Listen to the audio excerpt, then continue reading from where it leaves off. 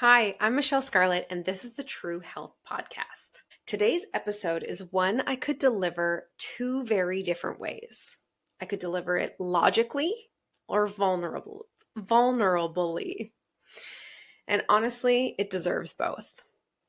Because the truth is, what started as a cosmetic choice in my 20s nearly cost me everything. My health, my energy, my fertility, my confidence, and my identity. But this episode isn't just for women who have breast implants. It's for anyone living with chronic symptoms that just don't make sense, who've been dismissed by their doctors, gaslit by specialists, or told everything looks normal on their labs. It's for the women who've tried everything to lose weight or feel like herself again and still feels like she's dragging through life. Because breast implants may only be my story, but your toxic load might come from wine, Botox, antibiotics, tap water, scented candles, moldy homes, or lack of sleep. So let's dig into it. I want to start with the stats. So, over 400,000 women in the US get breast implants each year. Nearly 75% of them are between the ages of 20 and 39. Most of them are told implants are safe. I've never heard anybody with implants say their doctor said it wasn't safe. They're told symptoms like anxiety, bloating, fatigue, weight gain have nothing to do with their implants. But as of 2024, there are now over 100,000 formal adverse event reports linked to breast implants, including autoimmune conditions, neurological symptoms, fertility, and cancer. And more importantly, there are hundreds of thousands more quietly struggling, not documented, not believed, not healed. But it's changing. The number of women choosing to explant or remove their implants has grown by 30% in the past 5 years as awareness of breast implant illness explodes across social media. And I'm one of them. So I want to tell you a little bit about my story. When I was 25, I got breast implants. They were silicone, they were under the muscle, and my surgeon called them the gummy bear implant, meaning even if they ruptured, it had a texture of a gummy bear so it wouldn't leak silicone into my body. At the time, I wasn't in a grounded place. I wasn't in a peaceful season of life. I was post-breakup, kind of like this newfound freedom, bit of an adrenaline rush. I was looking for empowerment. I was looking for excitement and probably identity. And this is in hindsight. I didn't know I was looking for that at the time. And breast implants seemed like a bold move, something that would make me feel sexy, confident, and just different. I felt fully informed at the time. My surgeon didn't lie. He just didn't tell me the whole truth. There was no mention of long-term health consequences, no talk of what might go wrong. He told me after 10 years, if there was nothing wrong, I could have them for life. They never needed to be removed. It was never an issue if they weren't giving me problems. So I figured that was a great investment. So I got them. And for a while, I was fine. Honestly, I probably said the words it was the best thing I ever did at some point, until it wasn't. A few years later, I started experiencing chronic bloating and constipation. I was still working in health, so I blamed it on diet. I added fiber, I took magnesium, I bought more supplements, but things gradually got worse. By the time I was in my early 30s, I had over 50 symptoms. Weight loss resistance, my hair was thinning, insomnia, severe bloating after everything that I ate, SIBO, IBS diagnoses, and chronic fatigue, to name a few. And here's the thing, at just 35 years old, my hormone panels came back post-menopausal. So if you're not 100% sure what that means, it means that at 35, my hormone levels were that of somebody over 60. I hadn't had any kids yet, so at that point, it was clear I wasn't going to be having any kids. But I thought that I was doing everything right. I ate clean for years, decades even. I was working with a practitioner, helping myself heal my gut. I had already sort of started the holistic health journey. I was healing my gut. I was balancing my hormones. I was healing my adrenals from chronic stress. And all of those things moved the needle just a little bit. So yes, did I feel better in terms of constipation? Yeah, that tended to slow a little bit. Did I feel better in my clothes? Yeah, I lost a little bit of weight, felt pretty good. But did I feel like it moved the needle enough to feel fully healed. Doctors told me everything looked normal. You're just stressed. You might feel better with a bit of weight on your body. Oh my gosh, I'll never forget the day my doctor said, you look better with a little weight on your body. And I just thought to myself, this isn't about how I look anymore. This is about how I feel. And I felt like crap. One even suggested that I go on anti-anxiety medication because I was just too stressed out. When I started poking around about breast implant illness, I called my surgeon, the original surgeon who put them in, and his exact words to me were, we don't fix what isn't broken. Meaning, if they're not ruptured and they are not specifically causing an issue in the area of my breasts, they were not going to go in and remove them, even if I asked them to and paid for it. When I brought up the symptoms to other holistic health practitioners, one in particular, she also had implants, said she would never have them removed. She didn't believe that that was a root cause to her health issues, which is interesting now. And I have since unfollowed that woman because I know differently from my own experience and from helping women heal from breast implant illness. But that's just an interesting take. It was so easy to gaslight myself even. Friends would say that it was just me getting older. Nobody really believed that these things that, had been put into women's bodies for decades could actually cause issues like digestive issues or cause, inflammation or skin issues or hair to fall out. So it was easy to sort of explain away or just accept until I found this Facebook group. I don't remember exactly what it was called. It had something to do with breast implant illness. So ladies, if you're listening to this podcast and you have breast implants and you're also experiencing symptoms, but you can't quite put your finger on it, go onto Facebook, search in the Facebook group category, breast implant illness. One of those is the one that I joined. It had over 20,000 women from around the world all experiencing what I was experiencing. And for the first time in years, I realized that I wasn't crazy. I had done everything else, everything. From medication to holistic health protocols to work out more and eat less and try this diet. And I have literally done everything. And this was the last variable that hadn't been addressed yet. So in 2022, I explanted. I paid another $12,000 to get these toxic bags removed from my body. I had to seek out a new surgeon. He didn't actually believe me that I had breast implant illness or didn't actually believe that breast implant illness existed. However, he was somebody who I guess capitalized on this new trend of women explanting, which, if I called my original surgeon, I bet he would now be doing the same thing. So that's how little faith I have in the system. Even the assistants in the office who had their breasts done said the same thing. Oh, mine are also recalled and I should get mine replaced. And I was like, mine are recalled, but I'm just going to have them removed. Anyway, I wholeheartedly believed at this point that this was what I needed to do. And the surgeon that I chose, and again, this is for your information if you are somebody struggling with breast implant illness, make sure that the surgeon you choose understands the importance of an en-bloc surgery, which means the capsule that surrounds the actual implant after you heal comes out in one piece. It cannot come out in pieces. They have to get every part of it because that is what is absorbing the mold. That is what is absorbing the heavy metals. That is what is absorbing the chemicals that those toxic bags leach into your body. So that has to come out wholeheartedly. And this might sound totally crazy, but before they put me under for the second surgery, for the explant surgery, my surgeon said to me, something along the lines of, you are in good hands.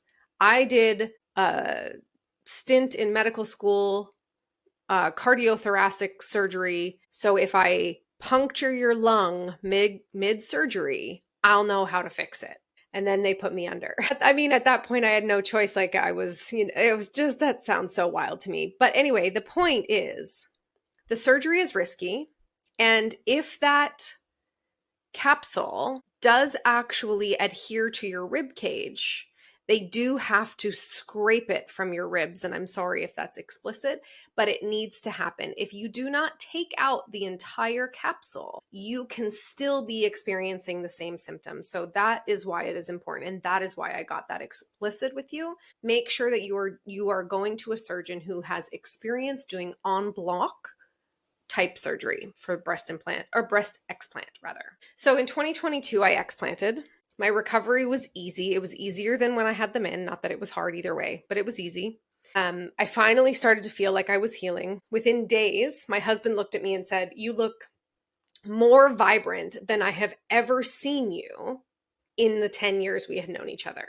My skin color got better. I went from this really dull kind of tired eyes to bright, vibrant. I can even put the picture on the video version of this podcast. I'll make sure I'll put the picture up. My energy started coming back after a few days. That is what your body can do when you get out of its own way to start healing. The big reason that sent me down my healing journey was because, after a decade of owning a gym and working out and being lean and eating clean, all of a sudden I was struggling with weight loss resistance. So I gained like 20 pounds and couldn't get it off. No matter what I did. I went vegan and vegetarian and carnivore, and, I did all the things. I was working out. I was biking, like 100 kilometers a week. It was crazy what I was doing to my body, and it just was not working. Everything I knew wasn't working. After about a month, all of the inflammation and all of the weight came off of my body after having my implants explanted. The inflammation left my body like it was waiting for permission to finally go. And I started realizing that I actually loved my body in its natural form far more than what it looked like unnatural. The empowerment I felt removing them was 100 times stronger than the day I got them. And this time it came from self-love and from healing. After I explanted, I needed to go through a protocol. It doesn't happen on its own. I detoxed from mold. I detoxed from heavy metals. And I finally saw the original gut and hormone protocols hold. They finally started working. My metabolism reset, my cycles normalized, and I was able to conceive healthy babies. And I became obsessed with the bigger conversation, toxic load. This is the deal. You might be listening to this podcast thinking, well, I don't have implants, and so this isn't about me. But I'm here to tell you that this is about you. My breast implants were my biggest toxic burden. Yours might be Botox. It might be poor sleep. It might be your birth control. It might be mold exposure. It might be drinking wine every night, or heavy metals, or candles, or cleaning products, or ultra-processed foods, or unrelenting stress in your life. It could be from emotional trauma. The issue isn't just the symptom. It is the accumulation. Toxicity builds over time until your body can't keep up. So by the time I was 35, I had accumulated, pesticides in our food, pollution in our air, heavy metals in our soil, tap water, who God knows what's in that. Coloring my hair, doing my nails, working in a gym with rubber and chemicals all day long for decades. Then I put these implants in that just amplified, that just continued the accumulation. It is like pouring water into a glass that's overflowing. My liver just couldn't keep up anymore. And when that burden becomes too much, your liver, your organ responsible for filtering and clearing toxins, starts to struggle. Your liver isn't just a detox organ. It plays a central role in metabolism, hormone regulation, hormone conversion, hormone metabolism, fat burning, and energy production. If your liver is overburdened by toxins, it won't clear excess estrogen, hello estrogen dominance and hormone imbalance. It cannot convert thyroid hormone, so metabolism slows. It cannot process blood sugar efficiently, so leading to weight gain, becoming insulin resistant. And it cannot break down fats and proteins. So you'll have poor digestion, poor cravings. When your liver cannot function, you're ultimately creating an internal terrain that is hospitable for bacteria overgrowth, parasite overgrowth, virus, heavy metals, and more that will just cascade the symptoms of things like autoimmunity, of things like hair loss, thyroiditis, adrenal fatigue, digestive symptoms, hormone imbalance, infertility, etc. An overloaded liver equals a slow metabolism.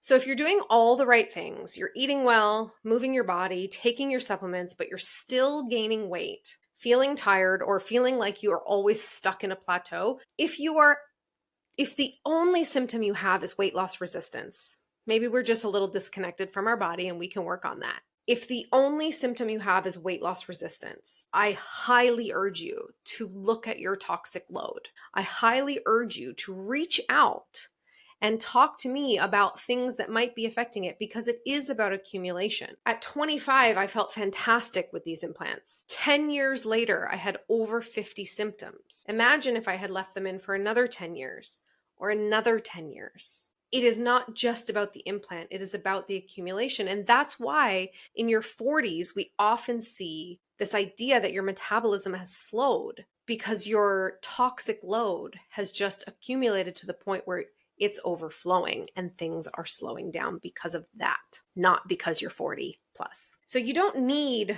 another cleanse. Oh, certainly not a detox cleanse. You do not need a celery juice cleanse. You don't need a diarrhea tea. You need to reduce your toxic load and support your liver daily. That's the game changer. So you need to start somewhere. So I want to give you some actionable steps to take here when listening to this podcast. So you need to start with your cleaning products. So let's do the external environment. So you need better cleaning products, ones that are natural. There are ingredients that you absolutely need to stay away from. And you can actually download that. I have a whole product swap free download that you can grab. So if you come on over to Instagram, or if you're watching this on YouTube, I'll put the link in the show notes so you can grab it. On Instagram, you can, I think the keyword is detox. So you can come on over to Instagram and comment the word detox. So you want to clean up your cleaning products. You need to increase minerals into your body, trace minerals. So start adding sea salt to your water, add salt to your food. You can actually buy trace minerals as a drop for your water. You need to start hydrating your cells, as they are the foundation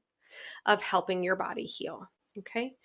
You need better products on your skin. You need to start thinking about more organic foods. You need to start getting curious about what it is you're actually consuming, whether it be inside your body or even what you're reading on social media or in the newspaper. Setting better boundaries, asking better questions, investigating a little further. And when your doctor says no, but you still don't feel good, ask more questions. Find a practitioner like me, a holistic health practitioner, a functional medicine practitioner, and start asking questions until you start to understand and you're able to piece together, this sounds like a toxic load issue. And in all honesty, if you download my hormone checklist, you will know if you get 40 or more, you have a toxic load issue. I can guarantee it. So I will also put that in the show notes for you. So what happens when you actually start to reduce your toxic load? You'll lose weight. So for all of the women who are listening to this podcast, often I hear that is your biggest complaint. You start focusing on liver health, it will boost your metabolism way bigger, way faster than your workouts and your diet alone. So you will lose weight. You'll have more clarity, literal brain clarity. You will have no more brain fog.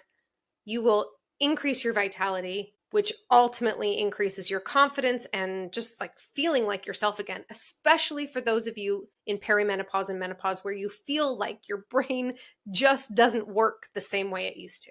Okay. Even if you're still healing, even if you've tried everything, even if you don't know where to start with reducing your toxic load. So thanks for listening. And if this episode resonated with you at all, please subscribe, share it with a friend, leave a comment. I want to hear from you.